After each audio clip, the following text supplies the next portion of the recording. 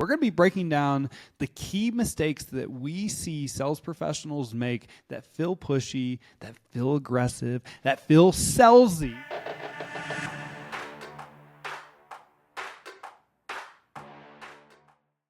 Hey, welcome to the Insurance Buzz. We are your host, Michael and Courtney Weaver. And if you struggle feeling pushy or salesy when it comes to life insurance, this episode is for you. We're going to be breaking down the key mistakes that we see sales professionals make that feel pushy, that feel aggressive, that feel salesy, right? And you can substitute this for anything. We're going to be focused on life insurance, but anything you sell, auto insurance, home insurance, health insurance, investments, you name it.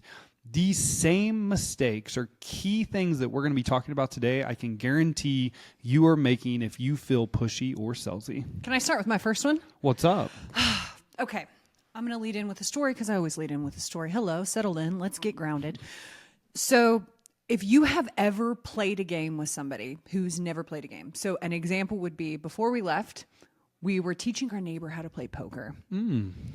And she came in and she was crushing it. Absolutely taking our money. Beginner's luck. Beginner's luck. Beginner's luck. So here's my first point. Ignorance is actually bliss. This is the thing that I see trip people up over and over again when we get into the sales conversation. Product knowledge kills confidence. Now, I know you're thinking, did she really just say that? Product knowledge kills confidence? It does. Because we think we have to have all of the answers. So the first problem, the thing that I think always trips people up, makes them sound salesy, sleazy, pushy, is when we start going into features and benefits. Talking about killing a sell. Well, and then we create a story. Because if we're going to sell based on features and benefits, then we have to be the expert. We have to know everything there is to know about every single product that we are selling. So I think that's the first mistake. If you don't want to sound sleazy, salesy, pushy, aggressive, you're going to have to ditch the features and benefits mentality. You're going to have to ditch this feeling that you need to know it all. You don't. That's actually not what makes an incredible sales professional. I agree. So that's my first one. 100%, baby. Beginner's luck, ignorance is bliss. Okay. I'm going to come in with one around you're not asking questions to find a problem. Yep.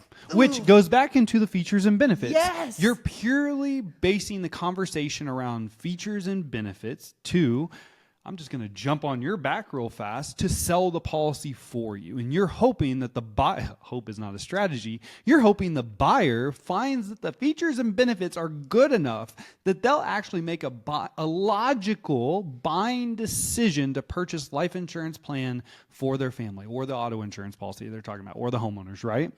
And so the number one reason why you are feeling salesy or pushy is because you're not asking the questions to actually discover the problem that you, the sales professional, need to solve. Because when you start solving problems, you're no longer selling anything. When you're asking questions to like Courtney, for example, around, hey, what's your plan in the event that something happens and you pass away unexpectedly and you go home or you don't go home one night? What's the plan to make sure that Michael can still pay the mortgage, still pay the debt, still pay the loans, continue to live the same lifestyle that you're living today? Why would that be important to you, right? Tell me more about that. What would you want the plan to look like? If you're not going into asking them what their problem is that they need solved, guess what? You are salesy. You are salesy because you're trying to convince them that they need something that they're not bought into because they don't have a problem that needs solved. That's where I'm going with this. Okay, I'm going to continue on this because okay. These two are like sidekicks. Come on, lock arms with me here. Yeah, they're sidekicks.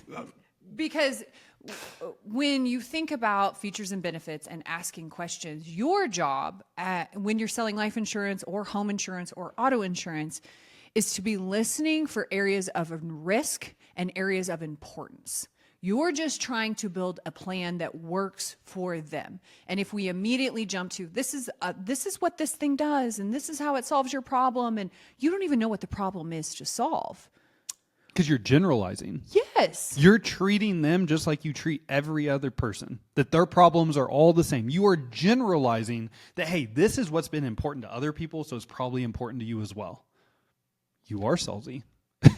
Well, in life insurance, we've all been taught your work policy sucks. It's not going to go with you if you change. Let me tell you all the reasons why you need life insurance. You need to own something outside of work, right? It's like, let's actually have conversations with people and listen to what's important. Yep. So I'm going to add on to what you just said. Please. Since you're reiterating that, I'm going to reiterate. So first you have to ask the questions to figure out the problem. And then it's still not features and benefits. Then it's education around how your product, so specifically life insurance in this specific episode, solves the problem that they're wanting. So whether their problem is, oh my gosh, if I pass away, I definitely don't want my family to have to worry about selling the childhood home or facing bankruptcy, right? Or moving out, or, oh my gosh, I can't even imagine having to start a GoFundMe account to make the next mortgage payment.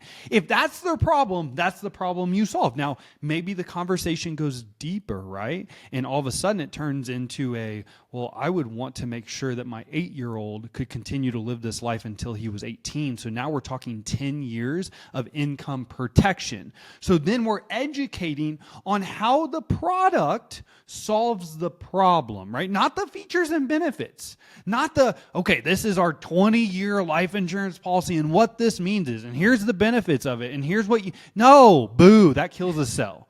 How does this product in an educational conversation solve the problem or need that you have found by asking the question? So education. When you educate, you empower. And when you empower, all right, an empowered prospect becomes a confident buyer. Right? Oh, yeah. So, oh man, this is good right now. You're going to get me all fired up. Please, let's go. All right, so you have to ask the questions. You have to actually figure out what problem you are going to solve, because their problem cannot be a generic problem that you worked with Ashley the conversation before, right? Everyone has their own personal problems, their personal wants, their personal needs. You have your own personal wants and your own personal needs. The way that you're talking to people, would you like it if someone was talking to you that way? Ask yourself that serious question. I'm not trying to step on your toes, but the way I used to sell before I knew how to ask questions and educate and empower, look, I was salesy. I was pushy because I was just like, hey, great, you have it through work. Did you know? Yada, yada, yada, yada. And this is why you need it outside of work. And I would talk till I was blue in the face. I'm sure I looked like a freaking Smurf, all right? I was trying to convince them that they needed to love their family. I was trying to convince them they needed life insurance outside of work.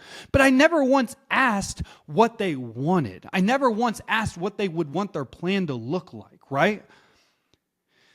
So these are all the things of personal experience that I can tell you. If you're not asking the questions and you feel pushy, you feel salesy, it's probably because you are. And you're not meaning to.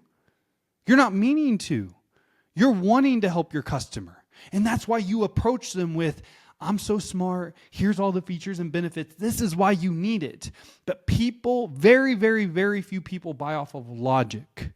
You have to get them emotionally tied to a problem and the outcome of that problem without the solution and the outcome of that problem with the solution. And then they get to make the decision what solution they want to the problem. And when you do that, you're no longer selling anything. You're offering a solution to the problem, and the customer is going to say yes or no. Take your sales pants off and put your conversation pants on. Oh, I think this is so good, because so many times, especially when we go into life insurance, we feel like we have to be the expert. We have to know everything, and then we feel unqualified because we don't know the ins and outs of every specific policy, versus we are talking to people and we are asking them questions. That's our main job. When we are in these sales conversations, is not to sell anything. It's to ask questions, to uncover, ooh, this is a problem. This is going to be an area of risk. And it is my job to bridge that gap. I think a key mistake that we make that makes us always feel salesy is when we make it about ourselves. When we make it about our goals, our wants, our needs, and how we like to be sold to, how we like to be talked to, how we like we make it about ourselves. And one of the first things that all of us should know in sales is rapport and mirroring. Talking to people how they understand. Yep. Your tone changes. The words you use, like start paying it, like really every conversation should be almost like a science experiment. You're an investigator. You're trying to hear what they're saying, the words that they're choosing, but also the tone and the emotion that are behind them. That's right. And that's why I love all of your questions, but especially tell me more about that, because we give our auto responses so many times. Our auto responses, hey, how are you? Good, great. I'm fine. Things are good. If you're Midwestern, living the dream, right? These are our auto responses. Do you need any help? Nope, I'm good. Like all of us have our candid responses. What we're trying to do is get down through those and go, no, tell me what's important to you. So that's a conversation. Yep. And that really pulls that sleazy, salesy, pushy into a different, deeper conversation of tell me why this would be important to you. What would happen if you didn't have this in place? The tone shifts, That's right. the pace, the cadence of the conversation. That's right. So I think that's a key mistake is that you're not mirroring your customer. You're throwing things at them instead of listening and going, oh, when they said this word or when they said this, I heard a ball in their throat. Like something's happening here. You're making it about you, period. Don't make it about you. Make it all about them. Oh man, if I don't get this solved, I'm not going to hit my goal. Well, that's not how you should be Desperate thinking. energy never closes a deal. Okay, the next thing that's on my mind is, and I find this a lot with everything in insurance sales, just sales in general, is when you're making it about the money. When you make it about the money, right, you're going to come across as salesy. Because you're not, when you make it about the money, you're not asking the questions that I've already covered. You're not educating. You're not solving any problems. You're just hoping that the price is right so that they say yes, right? So if all the conversation is focused around is money, you're not solving problems, you're not educating, you're not empowering, you're really not helping anyone. Money is a myth, right? Now, you've heard me say this before, and if you haven't, if you're new to the buzz, 90% of people say they're willing to pay more for value. Insurance is no different. 9 out of 10 people say they're willing to pay more for something. Think about that for a second. But if you make it about price, the customer is going to make it about price. You're not solving any problems, and saving money is not why you do what you do. You make sure your job, in my opinion, my belief, your job is to make sure that someone has the right plan on their worst day so they are not financially devastated. Nowhere in that plan is your job to save them money. When somebody's house burns down, they're never complaining about how expensive their insurance was. When somebody totals out their car, no one's ever asking you, hey, why did my rate go up by $20? When someone passes away, a widow never comes in and says, I think we were overpaying for that life insurance plan. Don't make it about the money. If you make it about the money, you are going to feel salesy, period. Mm-hmm. Last one I have is your mindset. Mindset about sales. Okay. So I heard this quote, Dan Fleischman, and he does a lot in the sales space. But if you have a product or a service that you genuinely believe solves a problem, you are selfish if you do not sell it. You are selfish. And when I heard that, it completely shifted how I thought about sales. Because for me, selling, and I hear this a lot of like, I'm not great at sales and I don't want to be pushing. I don't want to be. Selling is one of the greatest acts of service there is.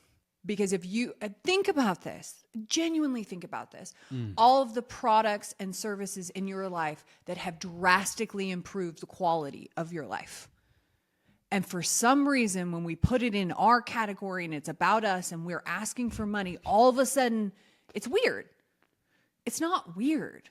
This is literally how we help each other.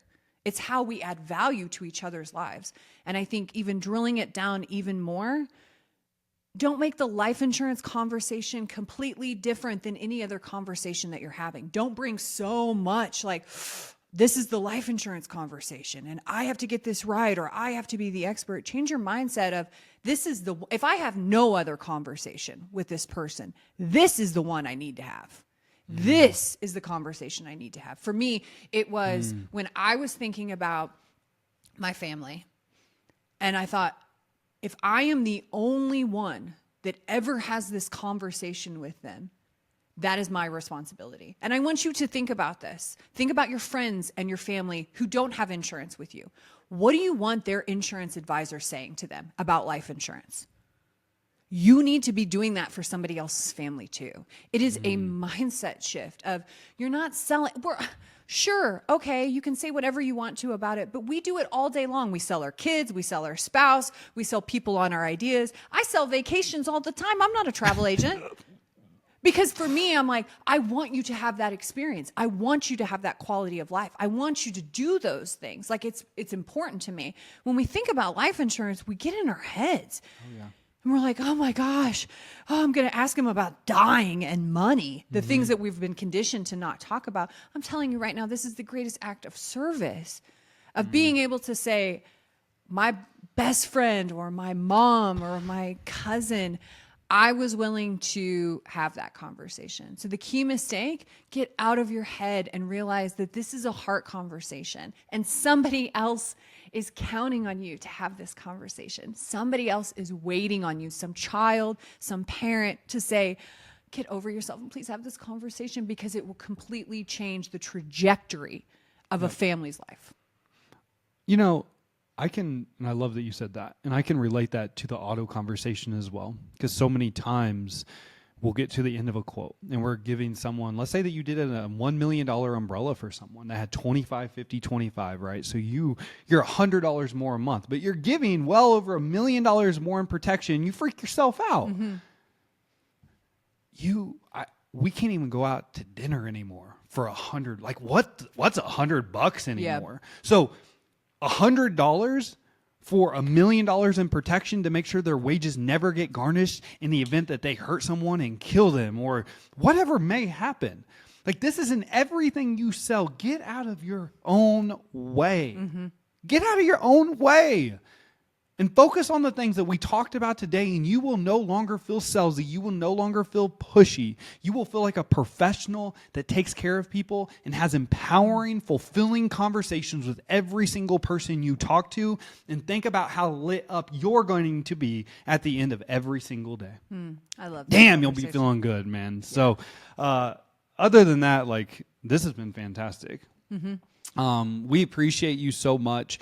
Regardless if you're just listening or you're watching us on Spotify or YouTube, we love y'all. We appreciate you. And if you are currently feeling salesy, you are currently feeling pushy in your role, I'd really encourage you to take the things we did today, own it, start having different conversations, start asking more questions, and get out of your head and start focusing on what makes you feel good. Because if it makes you feel good, it's going to make the customer feel good. So with that being said, we appreciate you all so much. As always, time and attention are by far our most important assets. Go out, make it great, keep changing lives, baby.